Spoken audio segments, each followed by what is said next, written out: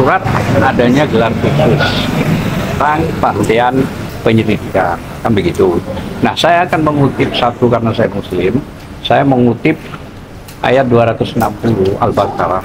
Pada saat itu Nabi Ibrahim itu percaya kepada Allah, cuman dia ingin sekali lebih tenang hatinya, mengatakan kepada Allah, bagaimana saya lebih tenang hati dengan kepercayaan. Nah, katanya Allah, ambillah 4 burung cincang, begitu mati ke 4 burung tersebut, taruhlah di 4 bukit. Setelah itu nggak lama kembali lagi. Akhirnya apa kata Nabi Ibrahim? Saya merasa tenang karena ada bukti yang nyata. Nah, rakyat ini butuh ketenangan jiwa dalam konteks ini. Nah, ketenangan itulah yang paling mahal di hadapan manusia dan di hadapan Allah. Saya kira mungkin lebih sedikit lengkapnya soal pengajuan sekarang ini tentang gelar khusus mungkin Bang Fadilah. Ya, langsung. Ya.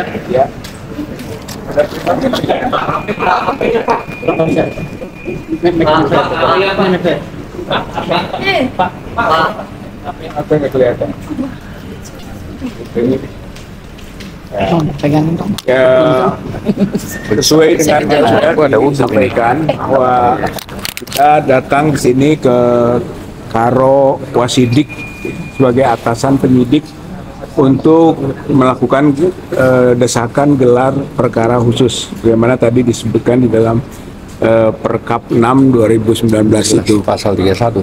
maka di sana kita tuangkan poin-poin keberatan atas hasil gelar perkara dan hasil penyelidikan yang dihentikan pada tanggal 22 Mei yang lalu. Inti keberatannya kita tuangkan ada 26 butir, gitu kan, yang kita masukkan sebagai alasan hukum kenapa TPUA keberatan, gitu kan, atas penghentian penyelidikan yang dilakukan oleh pihak Barreskrim Mabes Polri. Tapi tentu tidak semuanya yang bisa saya sampaikan. Kita ringkas saja dari 26 itu mungkin 7 poin lah ya yang penting. Yang pertama adalah bahwa surat ke Karo Wasidik ini ditembuskan ke Presiden. Kita tembuskan juga ke pimpinan DPR RI. Kita tembuskan juga ke Kejaksaan Agung, ke Kepala Barreskrim dan Irwasum Mabes Polri, gitu kan. Jadi ini ditembuskan. Berarti kita harapkan bukan hanya Karo Wasidik yang tahu, tapi seluruh elemen yang bisa menentukan dan membantu proses kejujuran, keadilan, kebenaran dalam mengungkap dugaan ijazah palsu Joko Widodo. Poin pertamanya adalah bahwa penghentian penyidikan dan gelar perkara yang lalu yang dilakukan oleh Barreskrim itu cacat hukum.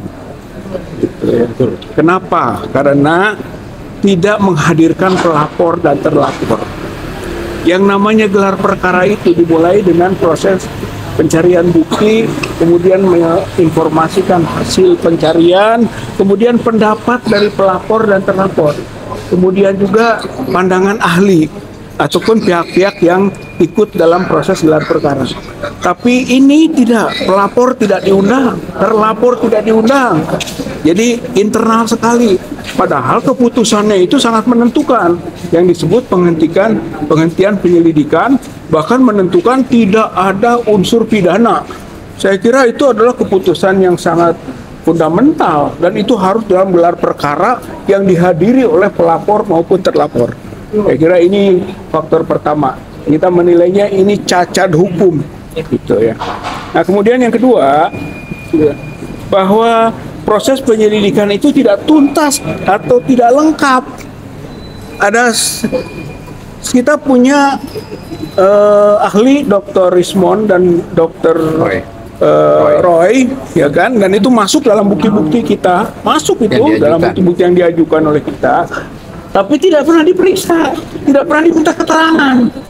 Pasti tidak lengkap itu, gitu.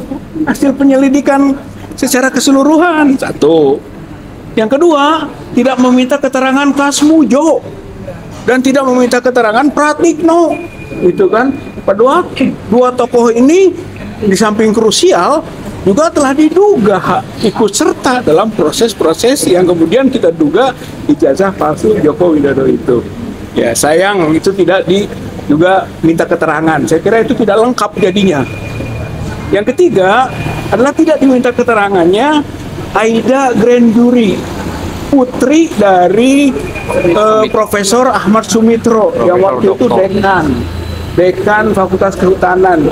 Dia sendiri adalah alumnus Fakultas Kehutanan. Bukan Sumitro. Ya, bukan Sumitro. Dia membuat surat gitu kan, bukti ini tanda tangan yang benar Profesor Dr. Insinyur Ahmad Sumitro. Bapak Itu. Kemudian namanya Su bukan SOE. Nah, itu diajukan oleh kita ke Barreskrim. Dan itu menentukan sebab lembar pengesahannya skripsi Pak Joko Widodo itu tanda tangannya beda gitu dengan tanda tangan Sumitro, dan itulah yang diajukan oleh Aida Grand Jury. Oleh karena itu Aida Grand Jury harusnya diminta keterangan itu untuk sampai lengkap tuntasnya proses penyelidikan, dan itu tidak dilakukan. Maka ini kita sebut alasan kedua, tidak tuntas, tidak lengkap proses penyelidikan. Di samping yang pertama, cacat hukum. Nah, yang ketiga adalah tendensius dan menyesatkan. Kenapa begitu? Itu kan menentukan identik, non-identik. Gitu kan? Tapi ternyata disebut bahwa ijazah Pak Joko Widodo asli. Kalau asli, otentik. Bukan identik gitu. Oleh karena itu kita sebut ini ada penyesatan. Yang diperiksa identik, non identik, yang disimpulkan asli gitu. Bahkan di framing keasliannya. Saya kira ini sesuatu yang kita tidak bisa terima. Padahal kita juga bertanya bahwa identik itu dengan pembanding. Pembandingnya katanya 3 orang teman. Nah, kita tanyakan siapa 3 teman ini? Apakah dijamin bahwa yang dibandingkan itu ijazahnya asli? Kalau saja tidak asli, ya identik, tapi identik palsu. Padahal kami juga punya data. Pak Jokowi itu ya ijazahnya nomor 1120. Sedangkan ada data lain ijazah nomor 115 dan 117. Dari 117, 115 dibandingkan 1120 tidak identik. Ya. Jadi non identik. Oleh karena itu menjadi persoalan dalam konteks ini. Oleh karenanya konklusinya tadi terjadi penyesatan antara identik, non identik dengan otentik.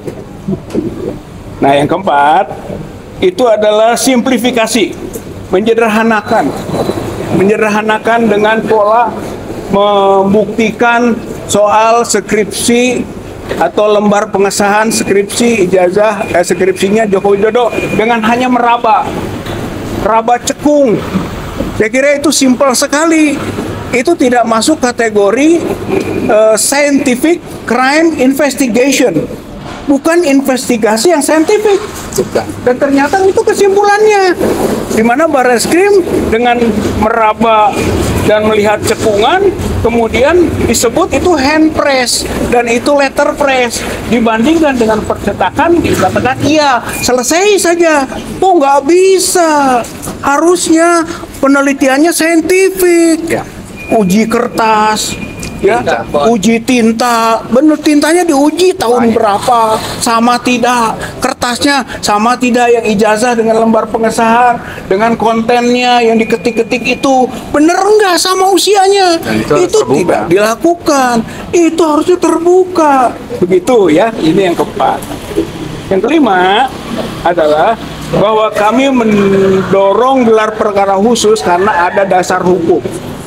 Bukan semata-mata tidak puas saja, ada dasar hukumnya. Komplainnya pelapor atau pengadu itu faktor. Faktor kedua adalah kasusnya itu menjadi perhatian umum. Saya kira itu begitu di dalam perkaporinya, bahwa kalau kasus itu menjadi perhatian umum boleh diajukan gelar perkara khusus. Itu karena kita tidak merasa gelar perkara biasa kemarin itu tidak optimal dan tidak terbuka dan tidak sesuai juga dengan peraturan yang ada. Itu yang kelima. Yang keenam, kita mengingatkan pasal 10 ayat 1 dan ayat 2 Undang-Undang 31 tahun 2014 tentang perlindungan korban, saksi, dan pelapor. Bahwa ketika proses berjalan, pelapor, saksi, korban tidak boleh dituntut pidana dan tidak boleh dituntut perdata. Pasal 17. Itu penegasannya ya, pasal 17 undang-undang tersebut, termasuk pasal 10 ayat 1, pasal 10 ayat 2. Dan kita mengingatkan lagi Perma 1 tahun 1956 bahwa kalau ada kasus perdata sedang berjalan untuk konten yang sama, maka hentikan dulu yang pidana. Dan sekarang kasus itu sedang berjalan di Solo dan di Sleman. Gitu, perdata untuk perbuatan melawan hukum ijazah palsu Joko Widodo. Itu jadi sedang berjalan. Nah, yang terakhir, yang ketujuh adalah bahwa kita ragukan terjadinya uji forensik secara mendalam karena tidak terlihat adanya face recognition misalnya. Di ijazah itu ada foto. Semua meragukan itu foto Pak Jokowi, bukan. Harusnya ada uji face recognition. Orang melihat di sana ada cap, capnya kok di dalam foto. Itu, dan itu dianalisis oleh Dr. Rismond dengan RGB, yaitu red, green, blue analysis. Gitu. Kesimpulannya kok ada cap di dalam foto. Harusnya. Karena ini pertanyaan ini jelas. Oleh karena itu tidak diuraikan oleh Barreskrim kemarin. Maka menjadi pertanyaan serius bahwa uji forensik ini benar-benar dilakukan secara mendalam, secara saintifik, atau hanya sifatnya simpel-simpel saja. Tapi kesimpulan yang seperti mengikat secara hukum. Padahal untuk kondisi begini, kesimpulan itu tidak mengikat secara hukum, gitu. Sehingga tidak bisa digunakan oleh Polda Metro Jaya ketika melakukan proses tindak lanjut dari pengaduan atau pelaporan Pak Jokowi soal penghinaan atau pencemaran nama baik dan fitnah. Oke. Gitu ya. Oleh karena itu, maka kita menyampaikan dan akan juga mengadukan ke Irwasum. Satu lagi surat kita akan masukkan ke Irwasum dengan tembusan Wakapolri dan Ombudsman. Itu. Jadi insya Allah TPUA akan bergerak terus dan belum bisa menyatakan menerima bahwa ini selesai gitu dengan pernyataan Barreskrim ataupun Dirtipidum kemarin tanggal 22 Mei 2025. Saya kira itu penjelasan penegasan dari apa yang telah tambahan. Sebentar ya.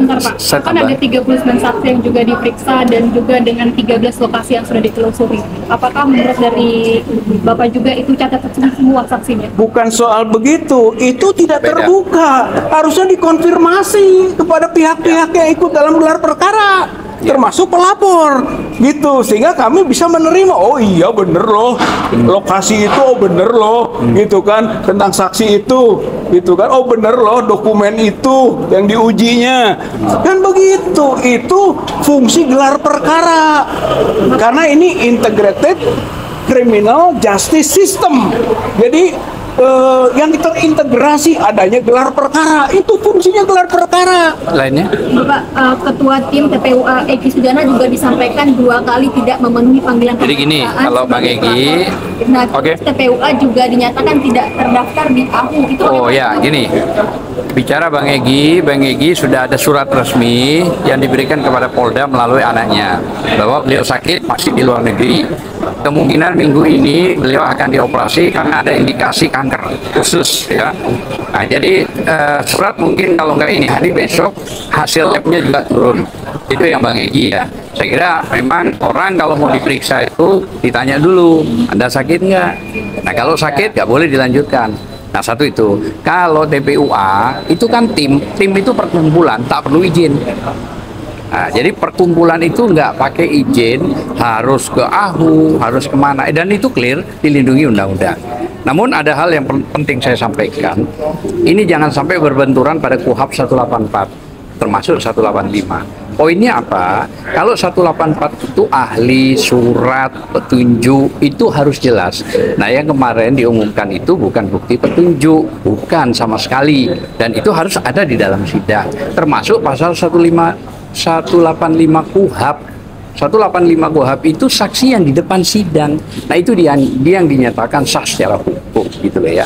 Makanya tadi sempat disimpulkan sudah, tapi ada satu hal yang paling penting bahwa begini. Kalau kita bicara Pak SBY maupun Pak Jokowi, ini pejabat negara. Ada di putusan 105 MK PUU 22 tahun 2024 bahwa pejabat negara, korporasi maupun kelompok masyarakat itu boleh dikritik. Maknanya tidak boleh melaporkan, kan begitu? Kan dia pejabat negara dong, digaji oleh rakyat. Kan dia sekarang masuk di Kepres 30, diangkat menjadi pejabat tinggi Danatara, Dewas ya. Nah, jadi makanya secara hukum harusnya tidak perlu begitu.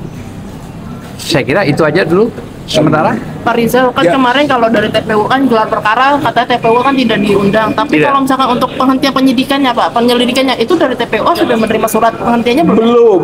Belum. Makanya juga Kita dapat. Udah dapat. Saya dapat karena dikirim ke kantor saya. Oh, kantor, ya. Dikirim ke kantor saya tadi malam, sudah saya dihubungi dan saya sudah kirim juga ke anaknya Bang Egy bahwa intinya ya tadi dihentikan penyelidikan.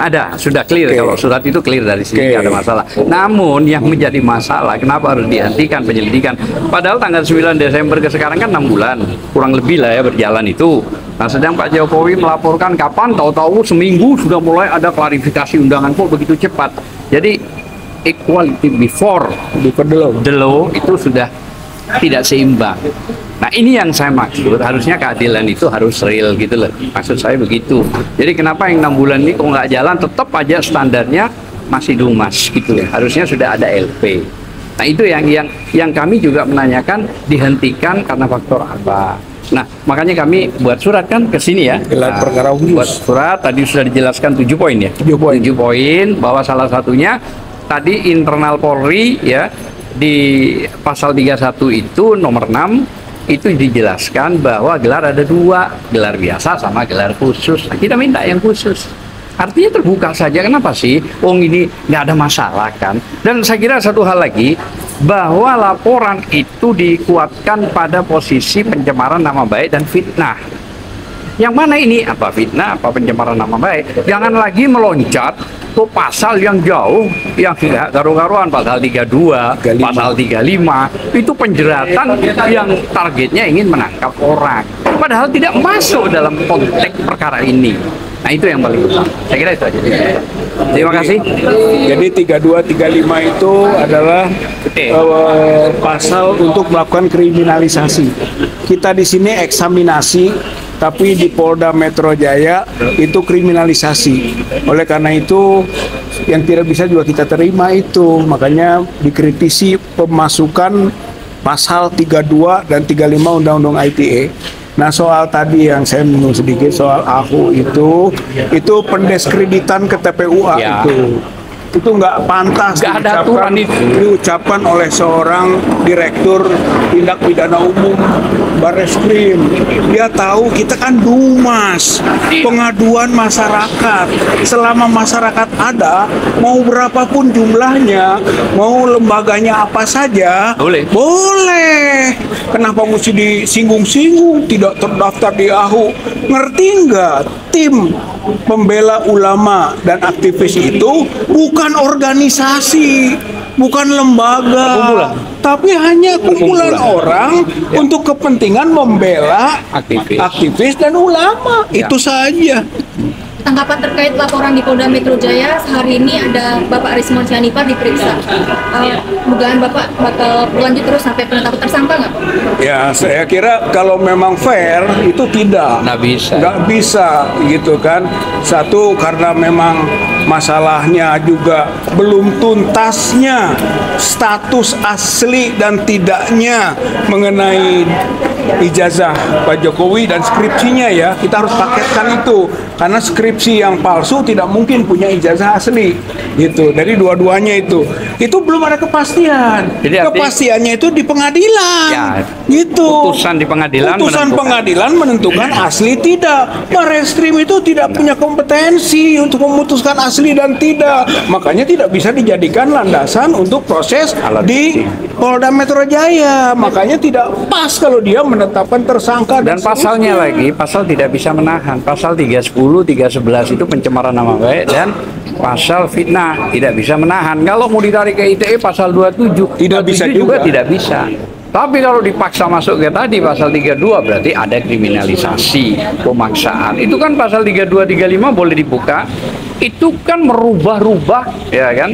Gambar ini dirubah terus diupload dengan berbicara. Nah, itu tidak terjadi kepada siapapun. Gitu loh. Kalau sudah tidak terjadi kepada siapapun bagaimana? Apalagi kalau panggilannya itu setahu saya ya, Iya. itu tanggal 26 Maret 2025. Lah kalau Peristiwanya. Rismond, Roy, Tifa dipakai di situ, nggak ada di situ juga. Nggak ada di situ. Nah, artinya harusnya membuat spesifik lah.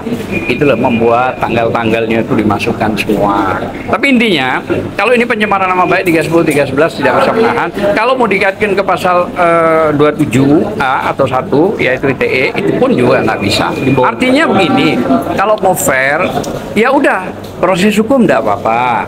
Mari intelektual hukumnya kita jelaskan semua nanti di dalam sidang. Itu aja, lain-lain tidak ada. Gitu loh ya. Saya kira itu aja. Thank you. Terima kasih, Pak. Assalamualaikum. Ya, assalamualaikum. Salam.